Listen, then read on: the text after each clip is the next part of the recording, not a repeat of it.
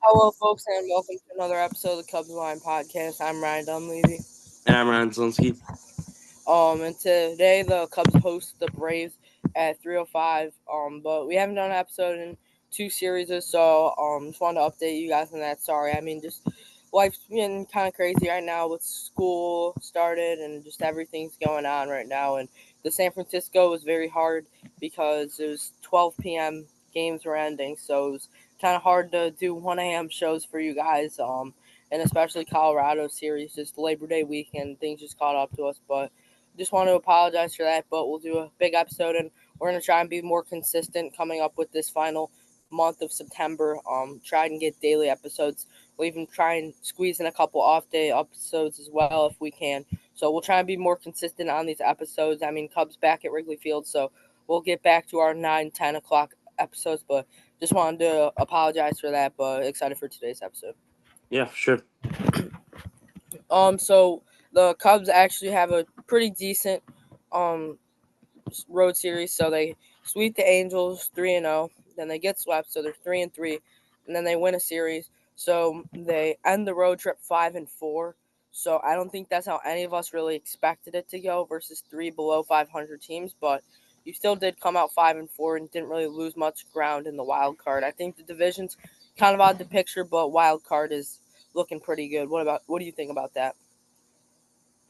Yeah, there's obviously, a chance, but you're gonna have to gain like 2 games per week, and that's just kind of unrealistic.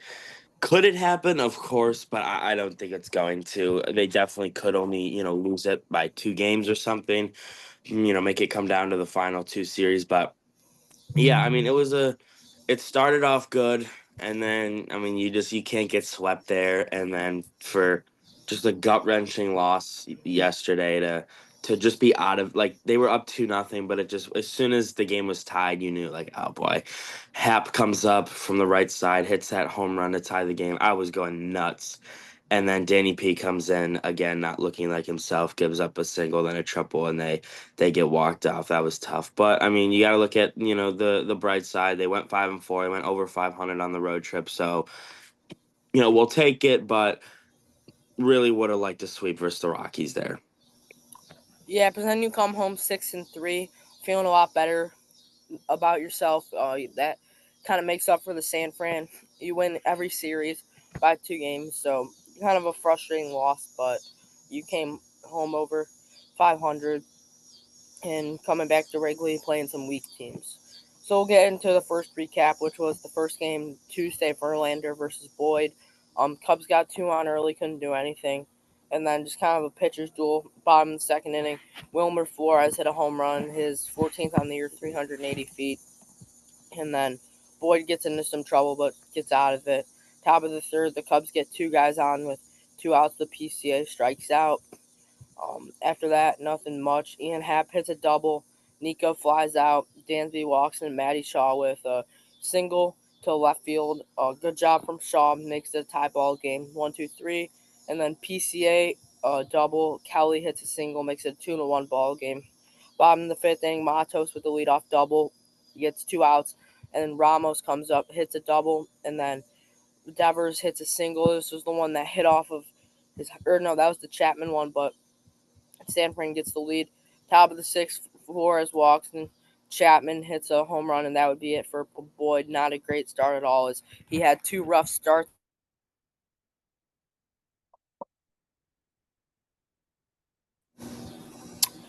Sorry about that, my thing lagged out. Um, but as I was saying, Matthew Boyd with 2 rough outings on the West Coast. Cubs can't do anything offensively.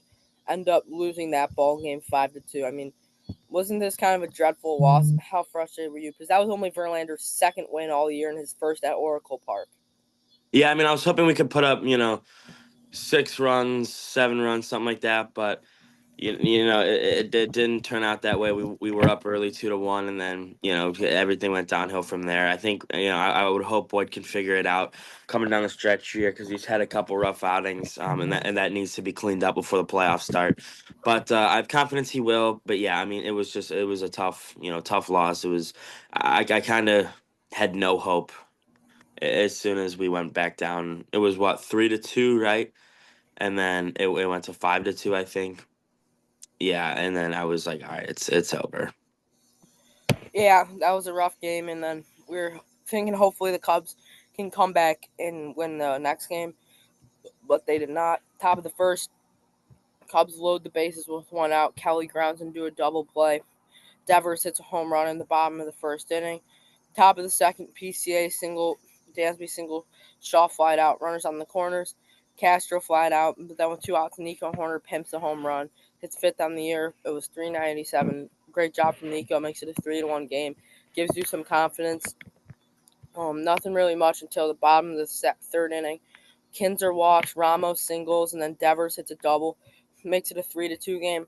Adames sac fly, Smith sac fly. So it went from a 3-1 game to a 4-3 game in a snap of a finger. So that was not good to see, not good at all. Not many good starting pitching efforts in this series.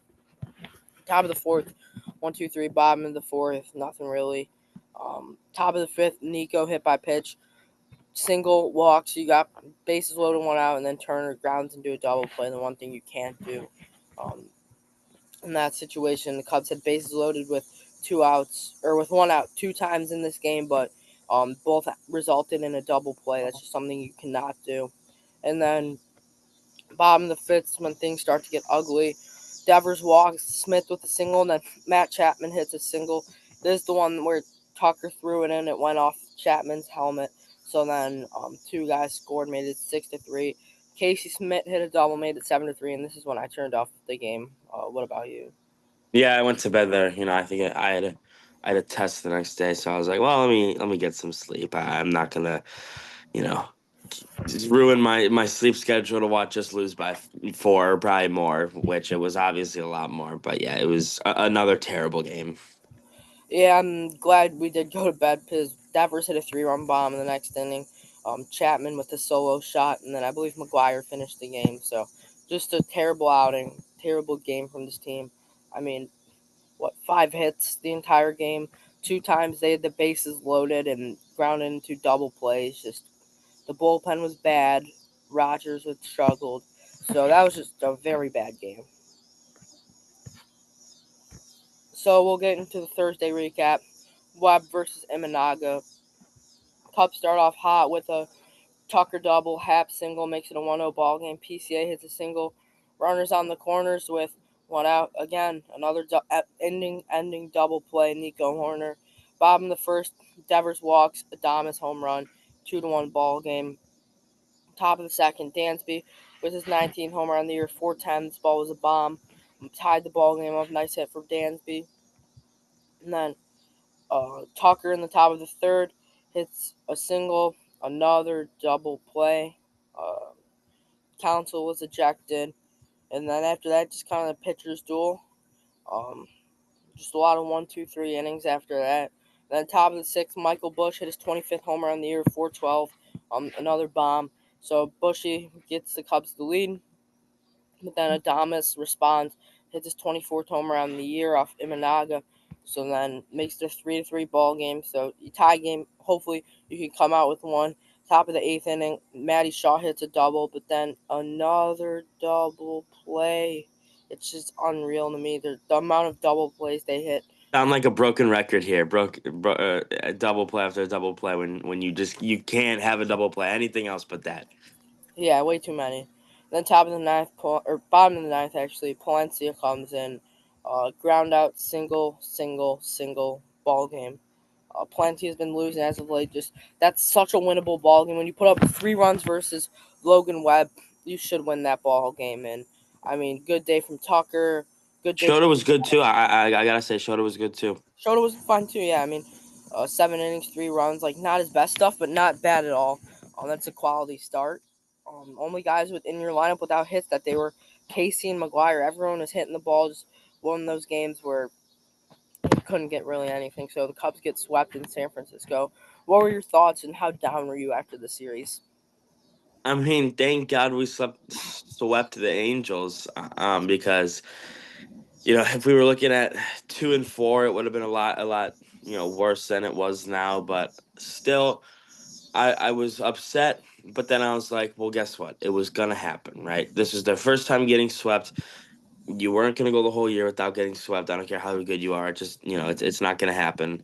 So I wasn't too upset, but I was also like, I mean, you got to win that last game. You know what I mean? But you know, looked at the next series. I liked all the pitching matchups. I mean, it's the Rockies, so really you should like them all. But I thought we could like easily take 2 out of 3, probably sweep. But we'll get into that here. But I'll it was just kind of like a head shaker.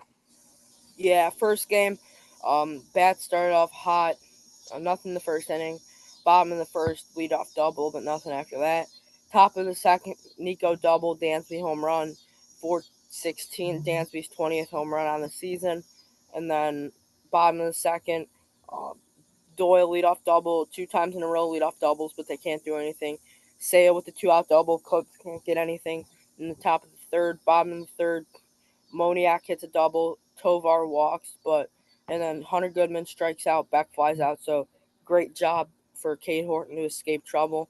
Top of the fourth, Ian Happ hits his 17th home run of the year. Um, Another great series for Ian Happ. He's been playing some good ball as of late. And then Nico with the double. They can't get him in but a 3-0 ball game. Bottom of the fourth, Doyle with the leadoff walk, and then Yankel Fernandez hits his third home run of the year, 426, dead center field. This ball was smoked, makes it a 3-2 ball game. Top of the fifth, Cubs load the bases with a single walk single for PCA.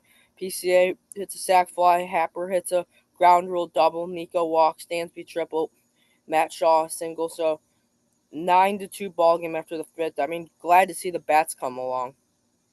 Yeah, I agree. After a pretty dreadful offensive series against San Francisco, good to see, game one of the next series. They were really hitting the ball. That was something, really positive to look on. The pitching was, all right. The score looks a lot closer than it really was. I feel like it was kind of I think it was 11-3, and then Ben Brown gave up 4 or something like that. Someone gave, or I don't know if it was Ben Brown and someone. But yeah, I mean the score looks a lot closer than the game was. But yeah, it was really good to see them hit the ball after such a dreadful series in San Francisco. Yeah, then bottom of the fifth inning, uh, two out singles, but Cade gets a strikeout. Top of the sixth, Happer with a double, but nothing there. Bottom of the sixth, Ben Brown comes in and gives up a run on a double to Arcia. Top of the seventh, Dansby hits his second homer on the game, 441 feet, bomb, his 21st on the year. Dansby 6 RBI game. Then Michael Bush hits a home run, 466. That is a tank. Dead center field. That's a Um, Coors Field home run for you. Yeah, it is. Makes it an 11-3 ball game. And then Ben Brown stays in single, single, strikeout, double, sac fly. So makes it 11-5 ball game. And then Cubs can't do anything next inning. Bottom of the eighth, Pomeranz comes in, gives out a one out double, and then Farmer hits a home run off of Pomeranz, makes it an 11-7 game. Nothing after that. Kittredge comes in for the ninth, gets them out of it. Cubs win this ball game 11-7. I mean, just a good game. I know bullpen struggled, but the bats were alive, and I like to see it. Another good Cade Horton start. Yeah, like I said, it was good to see the bats come alive there, following that dreadful, San Francisco series. And like you said, the bullpen was a little shaky, but all around good game. Yep. So then the next game was that Saturday. The Cubs won a closer game 4-3. So we'll get into the recap. Cubs started off hot again. Walk, single, single, Nico sack fly, 1-0 ball game. Wish to get more, but still good start. And then Assad gets into some trouble, a single and a walk, but they get out of it. Top of the second inning, Dansby with a single, then 2 hit by pitches, so the bases are loaded, but Suzuki grounds out. Bottom of the second, Yankel Fernandez hits a single to make it a 1-1 ball game. Top of the third, Happer with a leadoff walk, but the Cubs can't do anything. They had runners on first and second with 1 out, but Carson Kelly grounds into another double play. Bottom of the third, 1-2-3. A lot of 1-2-3 innings after that. Top of the fifth, though, Tucker hits a leadoff double. Suzuki walks. Happer hits a double, makes it a 2-1 ball game. Then bases loaded for Kelly with one out. Hits a sac fly, a lot better from Carson Kelly with the bases loaded here. Makes it a 3-1 ball game. And then Tucker in the top of the sixth inning hits a single, makes it a 4-1 ball game. So big insurance run there from Kyle Tucker. After that, Freeman single, Moniak triple, Goodman sac fly, 4-3 ball game. And then after that, nothing much really. Good sign from Palencia as he got to save strikeout, ground out, strikeout. So he looked like himself. Cubs win this ball game 4-3. What are your takeaways? I mean, Cubs secure a series W going into Sunday. I mean, there was a lot of times where I feel like we could have scored more, but we scored, one. You know what I mean? Like the Carson Kelly one, coming up, you're like, give me something in the gap, give me a 2-run single. Sack fly, it's okay, did a job, right? We keep preaching that, right? Just do your part. So there were times where guys came up and you could have got a couple more runs. They didn't, but they got just enough to win the game. So, again, it was fine. Yeah, and then for the series finale at Coors Field in the last game on their 9-game road trip, Cubs dropped this ball game 6-5. Um, Tucker with a double in the first inning, can't do anything there. After that, a lot of 1, 2, 3 innings. But top of the third, Matty Shaw leadoff single, Bushy with a one out single, and then Seiya with 2 outs hits a P rod into the gap, makes it a 2-0 ball game. Takes the ball opposite field. Suzuki with a pretty nice series. Same with Tucker. Glad to get them back. On bottom of the third, Fuller double, Arcia single, Freeman single, and that gets the cut. And then Doyle with the single. So knotted at 2-2. Top of the fourth, 1, 2, 3, and then walk, 2-out walk, and then Bulford hits a single to right field, makes it a 3-2 game. Arcia single, 4-2 game, and then not really much offense from there.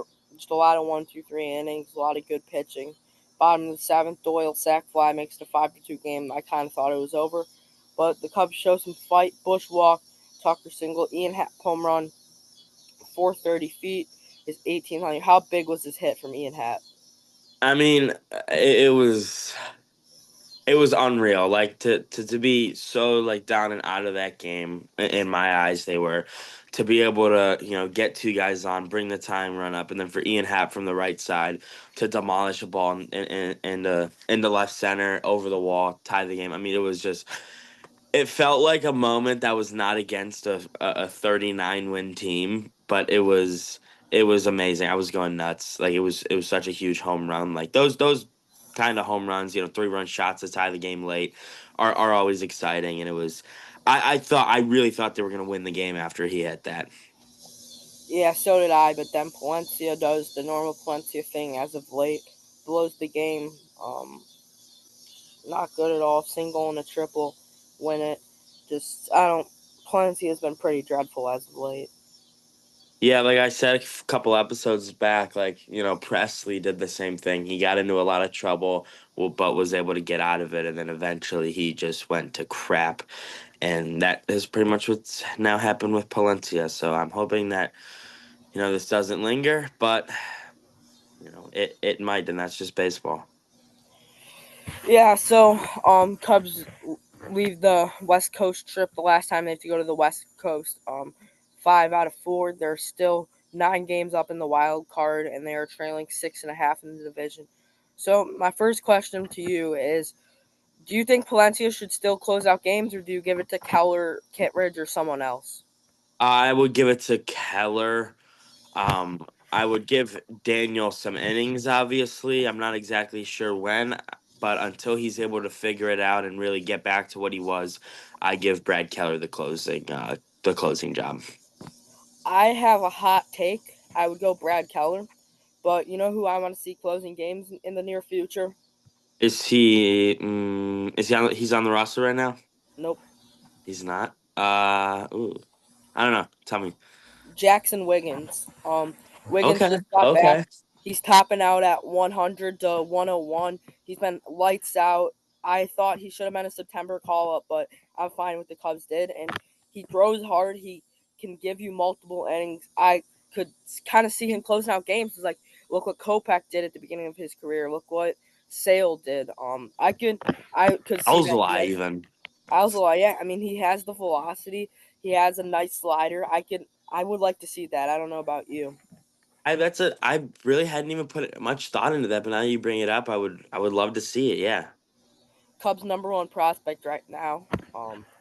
So my next question, or just kind of a statement, is so the Cubs get Aaron Savali off of the waivers. DFA Tom Calgraves, the left-hander, he maybe made two appearances, and then um, Owen Casey back down to AAA. The Cubs signed Carlos Santana to a major league deal. Savali's now up. The Cubs recalled Kevin Alcantara, and then the Cubs DFA'd Ben Cowles from Iowa. So, what are your kind of thoughts on these roster moves, and what impact do you think Savali, Alcantara, and Santana will have on this team? Well, for the people that say they were bad moves, are just trying to be different. Like Aaron Savali brings depth until Soroka comes back. I really like that move. Obviously, Savali's not a flashy guy, but he can get the job done. I love Carlos Santana, really good hitter. He probably is not going to play the field much. He'll get in on an off day or two, but he'll hit, which he brings a really good bat to this lineup. So I'm excited. And then for Kevin, I mean, excited to see what he can bring. Yeah, I mean, I have the notifications on for the Iowa Cubs, kind of like whenever they score, and all I've been seeing is like Kevin Alcantara 2-run homer, Kevin Yep. Alcantara solo shot. He's been killing the ball, and I hate to say this, but I would rather have him rot in the big leagues than I would Owen Casey, because I'd rather have Owen Casey get consistent at bats because he's not the fastest guy, and Alcantara can pinch run. Oh yeah, I think yeah, Kevin will definitely be the pinch runner in the playoffs. One thing I'm frustrated about is the DFA of Ben Cowles because I was I I was like gonna him a bring that lot. up too. That did upset me a little bit.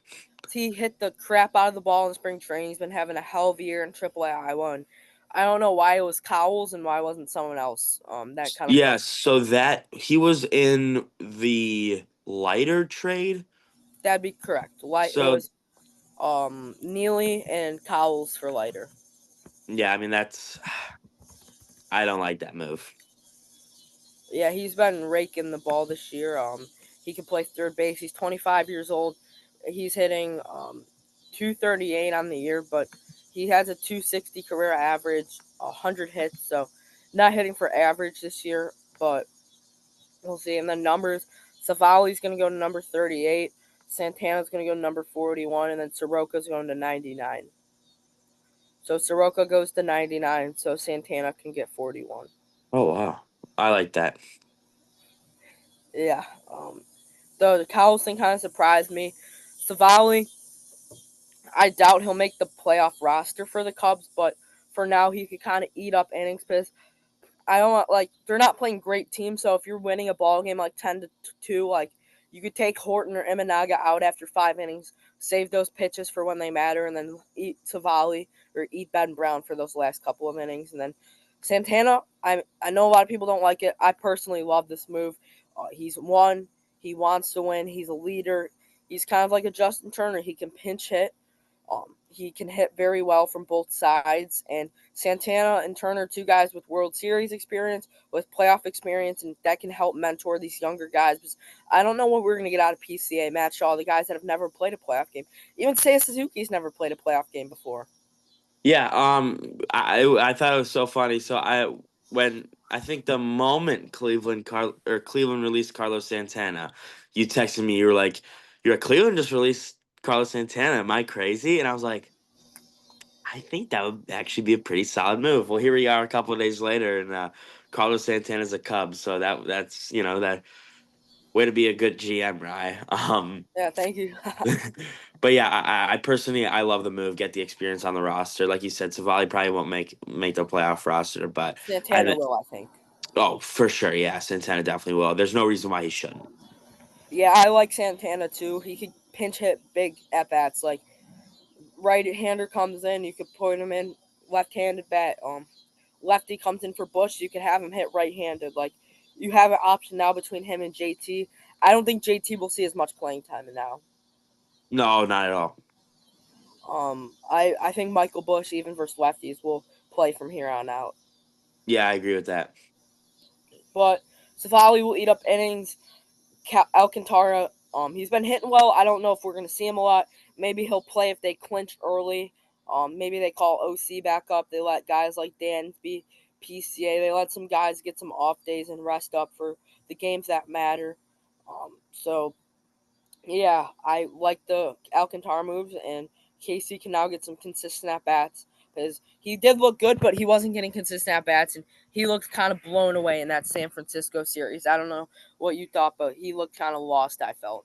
Yeah, I agree. And the thing is, I'm not gonna blame him because he's just been sitting on the bench. So I'm not really gonna. You'd be like, oh, he sucks because he couldn't hit the ball in San Francisco. He's been on the bench. Like it's not his fault. Yeah, I agree with that. Um, Cubs' magic number right now, I believe, is 18. So that includes Cubs losses. It was seven. It was. I think it was 17 yesterday. So it might be 17, but that includes Reds losses and Cubs wins. So So hopefully lineup. that can get done. Like I mean, September 15th we could be looking at. I mean, let's check who the Cubs got in They're that in lineup. Cincinnati, I believe. Okay. I really want them to clinch it at home. I would like them to clinch early and, not just worry about it, but I kind of want them to clinch at home. So Yeah, so do September 15th at Pittsburgh. Oh yeah. So if they don't get it done by September 14th, then they're not going to get it done at home because they're on the road from the 15th to the 21st. So they either do. Cincinnati's not a terrible drive though, and typically Cubs fans like fill that up though. Yeah, I agree with that. I would possibly think about going. I mean, it's a Thursday, Friday, Saturday, Sunday, so it's definitely doable. Yeah, so we'll get into the series, the lineup card today, and we'll just get into a little series preview today. Got Colin Ray for the Cubs, and then Spencer Strider for the Braves. Strider's having a down year, but he's a stud, as you guys know, so that'll be tough to hit. And then tomorrow it's the left-hander Joey Wentz versus Shota Imanaga. And then in the series finale, it'll be Bryce Elder versus Cade Horton. So personally, I think today's going to be their hardest game. If they can win that, there's no reason they shouldn't sweep. And then they'll have an off day Thursday. After that, they will play the Nationals at home in a 3-game series. And then they head to Atlanta for another series versus the Braves. They have another off day, come back to Wrigley, have have a series versus the Rays. Then they head to Pittsburgh to play the Pirates, and then head to Cincy versus Cleveland. That's kind of clinch time. Have an off day on that Monday, and then they come home for a 3-game series versus the Mets, and then they finish their season off with the Cardinals. So not a long time at all. So I mean, Here we're we just go. We got it's day by day. 27 days until the last day of the regular season, 26 or 27. Yeah, win the day, and then we'll do a little preview for today. Leading off in first base, Michael Bush. Hitting second in right field, Tucker. Third in DHing, Suzuki. Fourth in playing left, Ian Happ. Fifth in playing second base, Nico Horner. Sixth in catching, Carson Kelly. Seventh in playing center field, PCA. Eighth in playing shortstop, Swanson. And ninth in playing third, Shaw. I was waiting for you to pull out your Jeremiah Paprocki and be like, leading off at first base, number one, or at number 29, Michael Bush. And then on the bench today is Alcantara, Santana, McGuire, and Turner. So I think we'll see this 9 play pretty consistently. Yeah, I like PC at the 7, so I think he should either stay down there. I totally agree with him being at the 7 spot. I don't know much about Hap being at the 4 though. Yeah. I just want to read you this off, though. If the playoffs started today, listen to these series. So we got Cubs hosting San Diego, the Dodgers hosting the Mets. And then on the AL, it gets even better. Houston versus Seattle. And then the best series maybe in the past couple decades. New York versus Boston. How electric are those series? This is gonna be cinema. I I hope I mean, hope it I hope it stays this good. Cubs. I think the Padres are a very winnable series. For the Cubs, I don't know about you. I mean, they have a good lineup, they have a good bullpen, but the starting pitcher they've ceased, and after that takes a big fall. Yeah, I think game one is the complete decider. Like for that, I realistically think the winner of game one will win the series. I can agree with that, and I think Wrigley Field's going to be pumping too, so that gives them a big advantage. Because I don't think if they were going to Petco, they would win. No, they definitely have to host. Yeah, and then Dodgers Mets, like two of the biggest market teams in the NL, if not the big market teams. Like as much as the Mets have been playing bad ball, never count them out, man. I mean, you got Senga game one, you got McLean and Tong, the two young guns that came up are very promising, and the Mets might have um the best rotation in baseball for the next 5 years. And don't count out that bullpen with Edwin Diaz, Rogers, and then you also got Helsley. And then the Dodgers, I mean, what more do I have to say? One of the best rotations. You got Otani. Now, hear me out. The Cubs can win that wild card series. They're going to beat Milwaukee. I think Milwaukee is a mid team. I think they're a bunch of average players playing above average. So I don't think Milwaukee's legit. I mean, I think the Cubs can tee off a Peralta in game one. They've done it before. They could do it again. Then game two would probably be Woodruff. We've seen the Cubs hit Woodruff. Then game three would be the Miz. And then after that, I don't. They'll probably go Priestler for game four. I I really am like that. I am praying if we don't win the division, which again I don't think we're going to, I'm praying that Milwaukee gets the one because I want them so bad in the playoffs. I was talking to a Dodgers fan the other day. He's like, if you guys can get out of the first round and go to Milwaukee, you guys will sweep. Okay, I don't know if I'll go that far. I think we get 3 out of 4. That's fair. I can see that. Um, I feel like it definitely could be like we take 2 in Milwaukee, then we lose game 3 at home, and then win game 4 at home to advance, or we split in Milwaukee and take both at home. I feel like realistically that's what would happen if we win in 4. We'd split in Milwaukee and then win 2 back at home. I can see that. And then the AL series are Yankees versus the Red Sox at Yankee Stadium. That's something crazy. And then Houston versus Seattle too. That'll be 4 really good series. Yeah, Um, so yeah, tonight you can watch today's game on Marquee. Listen on 67 The Score. Thank you guys for your patience and tuning into today's episode. Signing off, Ryan Dunleavy. Brian Zelensky. See you guys next episode.